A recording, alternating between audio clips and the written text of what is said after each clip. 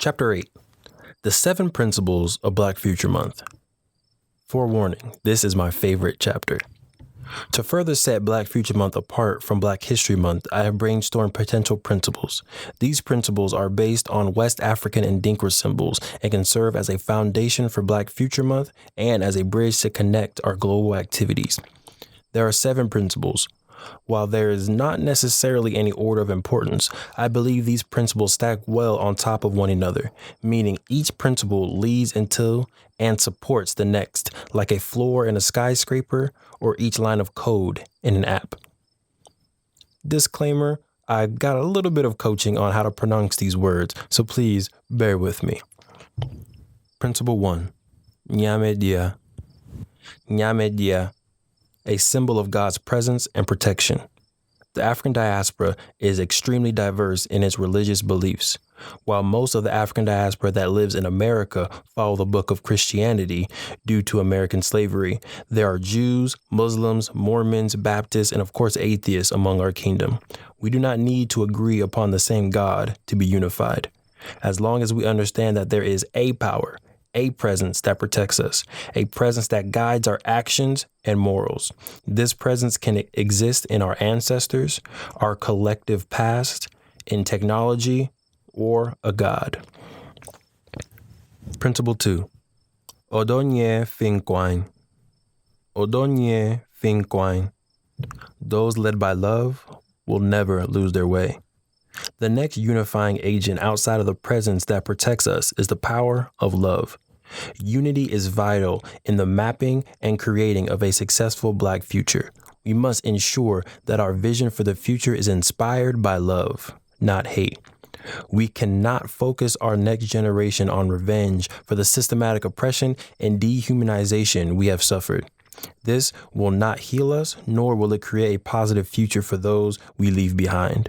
The vision must be crafted and guided by love. Love for our elders, love for our children, and love for ourselves. Principle 3. Koenti na kwamu. Koenti na kwamu.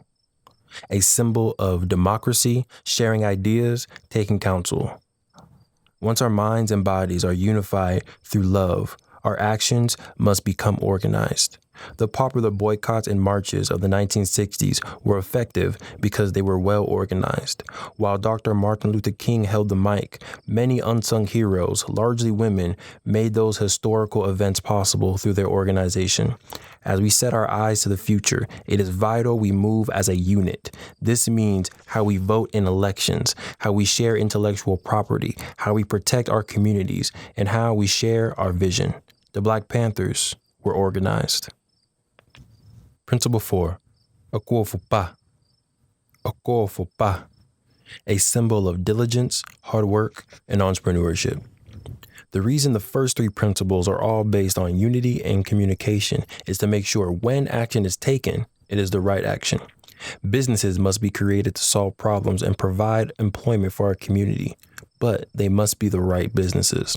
Hard work and diligence will be vital in crafting the Black future, but we know our people can work hard and be given nothing to show for it. We do not want to continue to just work hard. We want to work smart.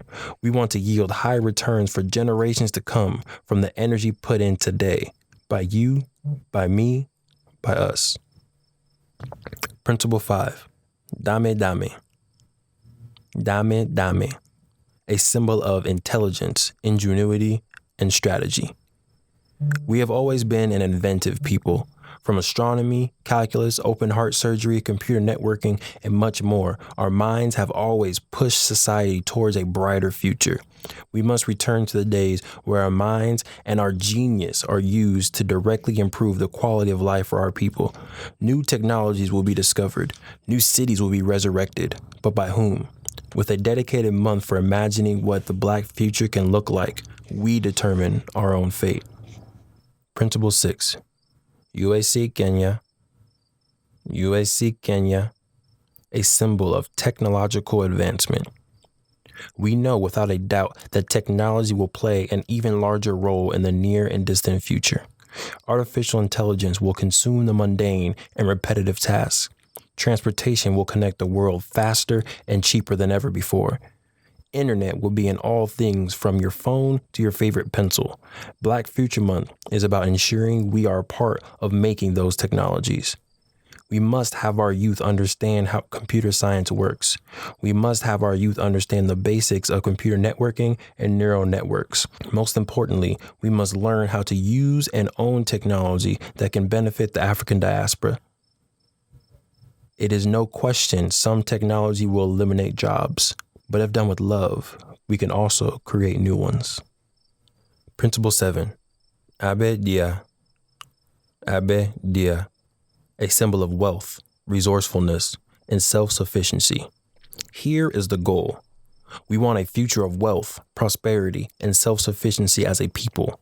We want a future created and molded for us, by us. Shout out to FUBU. We must enter this new paradigm with a wealthy mindset, a mindset of ownership. While our generation may not reap the direct benefits of our labor, generations to come will thank us for their freedom, as we thank Nat Turner. The long-term goal is freedom and prosperity for the African diaspora. These are my 7 principles for Black Future Month. These will act as a compass for the month of programming, gathering, celebrating, and imagining. Okay, activity time. Which principle do you like the most? Now, I know you may not remember what they exactly were called, okeofupa, dame, nyame dia, but which symbol do you like the most? Was it the one surrounding God or the unifying protector? Was it the one surrounding the fact that we should move forward with love and not hate? Was the one about technology and the future of innovation, how we need to be in charge of that innovation? Or was it the symbol of intelligence? Let me know which one you think is your favorite. That most likely is going to be the type of programming that you participate in, or even better, that you lead in the future. I also want to do a quick shout out to Barbara from Chafee College, and of course, one of my sisters from another mister, Lovia, for coaching me on how to actually pronunciate these Adinkra symbols. These scholars are much appreciated. Thanks, family.